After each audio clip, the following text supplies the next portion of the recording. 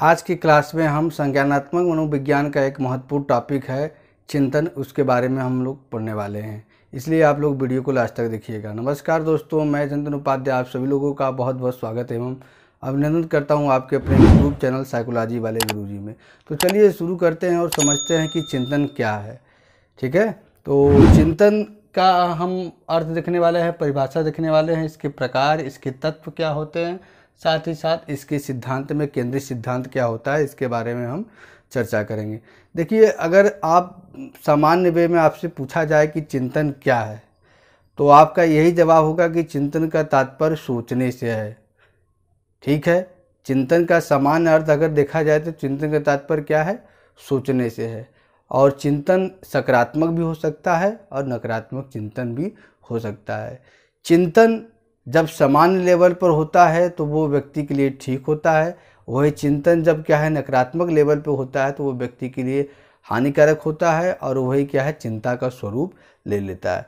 तो हम देखते हैं मनोविज्ञान में चिंतन किसे कहते हैं, थिंकिंग किसे कहते हैं, इसको हम समझते हैं इसके अर्थ के द्वारा। देखिए, चिंतन उन महत्वपूर्ण संप्रत्ययों में से एक है, यानी कि कॉन्सेप्ट में से एक है जिसका ज्ञान लगभग सभी व्यक्ति, मतलब चिंतन शब्द से सभी व्यक्ति भली भांति परिचित हैं। ठीक है, लेकिन इसका स्पष्टीकरण उनके लिए कठिन है। चिंतन के ज्ञान से, चिंतन के शब्द से सभी व्यक्ति परिचित है, लेकिन अगर उनसे पूछ दिया जाए कि चिंतन होता क्या है तो मतलब उसको सही से वो बताने में थोड़ा जो है उनको कठिनाई महसूस होगी। आगे देखते हैं। तो इसी पे जैसा कि बर्न ने संकेत किया, इसी पे बर्न ने अपना विचार एक इंग्लिश में कोटेशन दिया है जो बहुत फेमस है, the more we study the cloudier it becomes, अर्थात हम जितना इसका अध्ययन करते हैं यह और अधिक धुंधला होता जाता है। यानी कि चिंतन को हम जितना ज़्यादा समझने की कोशिश करते हैं वो हमको लगता है कि ये और भी जटिल होता जा रहा है, क्योंकि चिंतन एक जटिल प्रक्रिया होती है। आगे हम देखते हैं। चिंतन एक ऐसी मानसिक प्रक्रिया है। ठीक है, मानसिक प्रक्रिया क्यों है? क्योंकि मस्तिष्क में से ये प्रक्रिया होती है, इसलिए क्या है, ये मानसिक प्रक्रिया है जो सभी प्राणियों यानी कि मनुष्यों में होती है। चिंतन वातावरण से, यानी कि जहाँ आप रहते हैं उसके आसपास का जो माहौल, उसे वातावरण कहते हैं, मिलने वाली सूचना का मानसिक जोड़ तोड़ होता है। यानी कि आसपास से जो आप सूचना प्राप्त करते हैं उसके बारे में क्या है, आप कुछ उसमें आप ऐड अपने से करते हैं या कुछ उसमें से छाटते हैं। ठीक है, जैसे कि आसपास से आपने कोई सूचना प्राप्त किया तो आप तुरंत उसको एज इट इज स्वीकार नहीं करते हैं, बल्कि क्या करते हैं, उसमें कुछ अपने से जोड़ते हैं या उसकी क्या कमियां है उसको निकालते हैं, फिर उसको क्या करते हैं, आप अपने में ऐड करते हैं। तो वही कह रहा है कि मानसिक जोड़ तोड़ है, कुछ जोड़ देना और कुछ उसमें से अलग कर देना। कुछ लोगों ने इसे एक मध्यस्थ प्रक्रिया माना है। मध्यस्थ मतलब बीच की प्रक्रिया, जो किसी समस्या, ठीक, उद्दीपक, जिसको उद्दीपक कहा तथा उसके समाधान यानी सही अनुक्रिया के मध्य या बीच में होती है। ठीक है, यानी कि प्रॉब्लम, ठीक, ऐसे समझ ले, समस्या से प्रॉब्लम और सलूशन, इसके बीच की जो प्रक्रिया है इसे क्या माना जाता है, चिंतन होता है। जब व्यक्ति के अंदर प्रॉब्लम उत्पन्न होता है तो प्रॉब्लम क्यों उत्पन्न हुआ, उसके पीछे कारण क्या है, उसका समाधान प्राप्त करने के लिए मनुष्य बेचैन होता है। तो वो क्या है, चिंतन करता है, कहाँ कमी रह गई, कहाँ हमारी कमजोरियां हैं और किस लिए समस्या उत्पन्न हुआ। तो जब उसको समाधान प्राप्त हो जाता है तो वो समाधान कैसे प्राप्त होता है, चिंतन की प्रक्रिया है। इसलिए कहा है कि थिंकिंग जो है T बराबर P और बीच में क्या है, चिंतन। ठीक है, और यस, यानी कि समस्या और समाधान के बीच की जो प्रक्रिया क्या है वो चिंतन होती है। और आगे क्या है कि समस्या को क्या माना गया है, स्टिमुलस, उद्दीपक, और क्या है, समाधान को माना गया है सही अनुक्रिया, यानी कि आप रिस्पांस देते हैं। तो यस और आर के बीच की जो प्रक्रिया होती है उसे क्या कहा जाता है, चिंतन कहा जाता है। बेरोन 2006 कहते हैं कि चिंतन में संप्रत्ययों यानी कि कॉन्सेप्टों, प्रतिज्ञाप्ति यानी कि जिस चीज़ का हम ज्ञान प्राप्त करते हैं, तथा प्रतिमाओं, चीज़ों से संबंधित जो प्रतिमा यानी इमेज हमारे दिमाग में बनता है, उसका मानसिक जोड़ तोड़ होता है। ठीक है, किसी वस्तु या व्यक्ति या घटना के बारे में जो आप जानकारी प्राप्त करते हैं, यानी कि उससे संबंधित संप्रत्यय, उसके बाद आप उसके बारे में जो नॉलेज प्राप्त कर रहे हैं, प्रतिज्ञाप्ति तथा प्रतिमान, आप कुछ इमेज देख रहे हैं, कुछ पिक्चर देख रहे हैं, उससे जो आप सीख रहे हैं उसका क्या है, मानसिक जोड़ तोड़ होता है। व्यक्ति का ये स्वभावतः आदत होता है कि वो अपने हिसाब से चीज़ों को समझता है, समझकर क्या है वो अपने अंदर उसको ऐड ऑन करता है। आगे सिल्वरमैन 1978 कहते हैं चिंतन एक ऐसी मानसिक प्रक्रिया है जो हम लोगों के उद्दीपक स्टिमुलस तथा घटनाओं के प्रतीकात्मक सिंबॉलिक प्रतिनिधित्व द्वारा किसी समस्या का समाधान करने में मदद करती है। इनका कहने का ये तात्पर्य है कि जो चिंतन होता है वो उद्दीपक तथा किसके घटनाओं के मध्य में क्या करता है, घटनाओं के मध्य में रहकर किसी समस्या का समाधान करता है। एकदम सिंपल आप समझिए, इनका कहने का मतलब है कि समस्या और समाधान में क्या है, प्रतीक के रूप में जो प्रक्रिया होती है उसे क्या है, चिंतन कहा जाता है। या समस्या के समाधान के लिए जो प्रक्रियाएं होती हैं समाधान के पहले, उसे क्या कहा जाता है, चिंतन। चिंतन को क्या है, व्यक्ति देख नहीं सकता, वो दिमाग में होता है व्यक्ति के, इसलिए कहा है कि प्रतीकात्मक प्रतिनिधित्व द्वारा किसी समस्या के समाधान करने में मदद मिलती है। तो ये चिंतन का अर्थ और परिभाषा हुआ। बस आप इतना सोचें कि चिंतन को अगर समान अर्थ में देखा जाए तो किसी व्यक्ति, वस्तु या घटना से संबंधित तथ्यों के आधार पर सोचने की प्रक्रिया को हम क्या कहते हैं, चिंतन कहते हैं। अब चिंतन के प्रकार देख लेते हैं, टाइप्स ऑफ चिंतन। चिंतन के कुछ मुख्य प्रकार आपके सामने हैं जिनके बारे में हम बात करते हैं। सबसे पहला प्रत्यक्ष बोधात्मक या मूर्त चिंतन। प्रत्यक्ष मतलब क्या होता है, सामने, ठीक है। बोधात्मक मतलब अंडरस्टैंडिंग, समझकर, या मूर्त चिंतन, इसी को कहते हैं मूर्त चिंतन। मूर्त ऐसा चिंतन जो आपको क्या है, दिखाई दे, यानी इस जग में दिखाई देने वाली चीज़ों पर जब आप चिंतन करते हैं तो उसे क्या कहा जाता है, अमूर्त चिंतन या प्रत्यक्ष बोधात्मक चिंतन कहा जाता है। अब विचारात्मक, अब दूसरा है संप्रत्यात्मक या अमूर्त चिंतन। जब आप किसी व्यक्ति या वस्तु से संबंधित जटिल संप्रत्यों के बारे में सोचते हैं तो उसे क्या कहा जाता है, अमूर्त चिंतन। अमूर्त चिंतन ऐसी चिंतन है जिसको व्यक्ति क्या है, देख। चिंतन को तो व्यक्ति देख ही नहीं सकता, लेकिन ये जो मूर्त अमूर्त चिंतन में यही अंतर है कि आप जो चीज़ें ऐसी हैं जो दिखाई देती है, जब उस पर आप चिंतन करते हैं तो उसे मूर्त चिंतन। अब वो चीज़ें जो दिखाई नहीं देती है या उसकी कोई वैज्ञानिक किसी नए सिद्धांत का निर्माण करता है या कोई नया आविष्कार होता है तो उसमें जो चिंतन किया जाता है उसे क्या कहा जाता है, अमूर्त चिंतन कहा जाता है। तीसरा है विचारात्मक या तार्किक चिंतन। जब हम किसी चीज़ के बारे में, ठीक है, किसी वस्तु या व्यक्ति या घटना के बारे में तर्कों के आधार पर, तर्क के आधार पर चिंतन या सोचते हैं तो उसे हम क्या कहते हैं, विचारात्मक या तार्किक चिंतन कहते हैं। सोच कर अपना क्या हम विचार देते हैं तो उसे हम क्या कहते हैं, विचारात्मक या तार्किक चिंतन। दूसरा है संप्रत्यात्मक या अगला है चौथा सृजनात्मक चिंतन। सृजनात्मकता आप जानते हैं, ऐसे व्यक्ति क्या होते हैं, बचपन से ही बहुत क्रिएटिव बालक होते हैं, मतलब वो रचनाशील होते हैं, चीज़ों को जो है तोड़ते हैं, फोड़ते हैं, और जो वैज्ञानिक होते हैं वो उनको क्या है, क्रिएटिव बोला जाता है। तो इस प्रकार का चिंतन, यह चिंतन का वह प्रकार है जिसमें व्यक्ति क्या है, चीज़ों को अपने वे में लेकर उसको, उस पर क्या है, अपने हिसाब से एक्सपेरिमेंट करके जब वो विचार विमर्श करता है या उसको सोचता है तो उसको सृजनात्मक चिंतन कहा जाता है। अभिसारी और अपसारी, आपने देखा होगा, अभिसारी यानी कि क्या होता है, जब सभी सोचने, जब हम किसी बिंदु पे, ठीक है, इसको अभिसारी मतलब ये समझिए कि क्या है, जब किसी व्यक्ति या वस्तु या घटना से संबंधित तमाम फैक्ट आपके सामने हो और उसको क्या है, आप एक बिंदु पे लाके सोचें या एक क्राइटेरिया पे लाके सोचें तो उसको अभिसारी चिंतन। यह अभिसारी चिंतन क्या होता है, आपके पास एक घटना होता है या एक तथ्य होता है और उसको क्या है, विभिन्न पर्सपेक्टिव में जब आप सोचते हैं, विभिन्न बिंदुओं में सोचते हैं तो उसे क्या बोला जाता है, अभिसारी चिंतन कहा जाता है।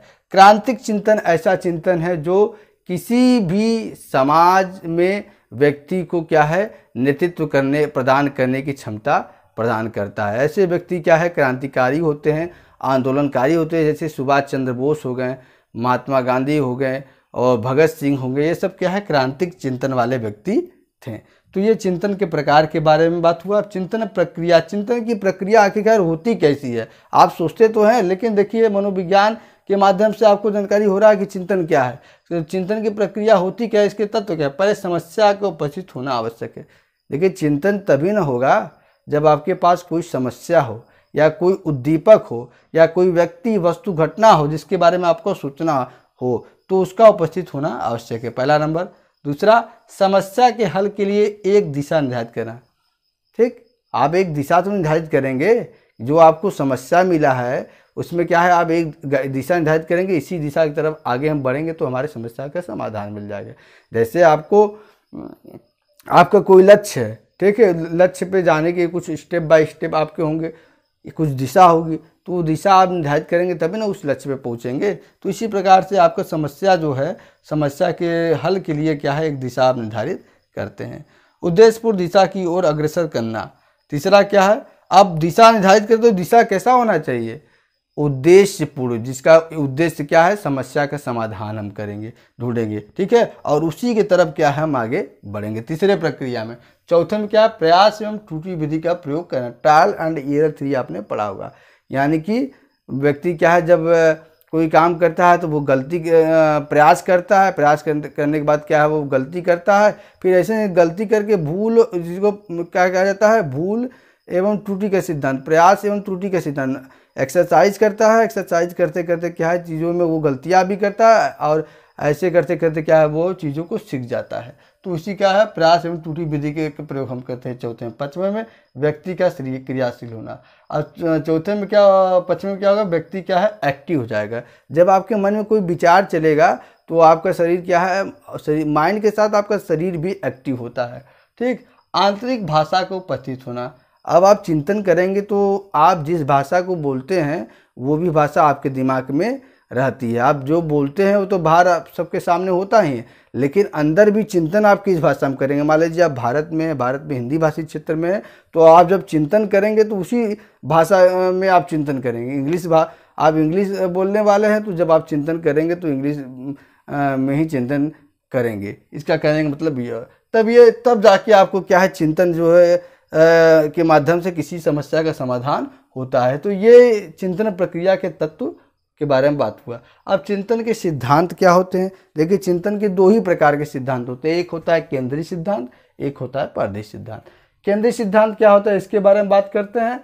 देखिए इस सिद्धांत के अनुसार चिंतन का आधार क्या है, केंद्रीय तंत्रिका तंत्र विशेषकर मस्तिष्क होता है। सबसे मेन बिंदु आप जानिए कि केंद्रीय सिद्धांत का केंद्रीय सिद्धांत क्या कहता है कि चिंतन का बेस क्या है, व्यक्ति क्या कहता है, केंद्रीय तंत्रिका तंत्र में वो भी क्या है, विशेषकर मस्तिष्क होता है। यानी कि आप कह सकते हैं कि चिंतन का आधार मस्तिष्क होता है। किसके अनुसार, केंद्रीय सिद्धांत के अनुसार। जब व्यक्ति किसी समस्या का समाधान करता है तो मस्तिष्क में बहुत तरह की अंतर्क्रियाएं होती है। यानी कि जब चीज़ों के बारे में आप सोचते हैं तो क्या है, आपके दिमाग में कई तरह की क्रियाएं होती हैं। वो कैसी क्रियाएं होती हैं हम आपको जो है नीचे बताते हैं। ठीक, अंतर क्रियाएं होती हैं जिसका परिणाम यह होता है कि व्यक्ति द्वारा उस समस्या का समाधान कर लेता है। यानी कि अंतर क्रियाएं होंगी तभी आपकी समस्या का समाधान होगा, या अंतर क्रियाएं नहीं होंगी तो समस्या का समाधान नहीं होगा। जब तक व्यक्ति किसी समस्या का समाधान नहीं कर लेता तब तक मस्तिष्क में अंतर क्रियाएं होती रहती है। जब तक व्यक्ति किसी समस्या के समाधान में नहीं पहुंच जाता तब तक व्यक्ति में अंतक्रियाएं होती रहती। कैसी अंतक्रियाएं, यानी कि जो समस्या आपके सामने उपस्थित हो, अगर उससे संबंधित जो भी चीज़ आपके बारे दिमाग में पहले से स्टोर है, वो क्या होता है, सर्चिंग होता है। वो पूरा जो है उसको ढूंढा जाता है, क्या हो सकता है, क्या हो सकता है, वही अंतक्रियाएं चलती रहती है। ठीक है, इसका तात्पर्य यह हुआ कि चिंतन की प्रक्रिया में किसी समस्या में पेशी अंगों या किसी प्रभाव द्वारा की गई क्रियाओं का कोई महत्व नहीं है। ठीक है, देखिए केंद्रीय सिद्धांत क्या कहता है कि इसका चिंतन का आधार क्या है, वो मस्तिष्क होता है, और इसमें पेशी अंगों और उसके प्रभावकों का कोई महत्व नहीं है। पेशी अंग क्या होता है, आपके मसल जैसे हाथ पैर ये सब क्या हो गए आपके पेशी अंग है, तो इसका कोई महत्व नहीं होता। ये केंद्रीय सिद्धांत में है। ऑसगुड 1953 के अनुसार चिंतन के अध्ययन में दी गई समस्या, इन्होंने क्या ऑसगुड ने बताया। अगर आप ये मॉड्यूल आप समझ जाते हैं तो आप पूरा समझ जाएंगे कि केंद्रीय सिद्धांत क्या कहता है, इसलिए इसको आप ध्यान से देखिए। देखिए, आसगुड ने जो केंद्रीय सिद्धांत के लिए अपना अध्ययन किया था, उन्होंने अध्ययन से कुछ निष्कर्ष प्राप्त किया था और उस निष्कर्षों को उन्होंने एक मॉडल के रूप में बताया है। अगर आप इसको समझ जाते हैं तो आप केंद्रीय सिद्धांत क्या होता है आप समझ जाएंगे, इसलिए इसको आप ध्यान से समझिए। इसलिए मैं एरो का चिन्ह भी दिया हूँ, उसी एरो के हिसाब से आप समझते जाइए। देखिए, इन्होंने समस्या को एक प्रकार का उद्दीपक माना है। उद्दीपक क्या होता है? जो आपके व्यवहार को उद्दीप्त कर देता है या आप जागृत कर देता है। कोई वस्तु, व्यक्ति, घटना आपके लिए उद्दीपक हो सकती है। तो उन्होंने कहा कि व्यक्ति के सामने जब उद्दीपक या समस्या उपस्थित होता है तो क्या है, उसके अंदर, व्यक्ति के अंदर उत्तेजना उत्पन्न होती है, वो उत्तेजित होता है।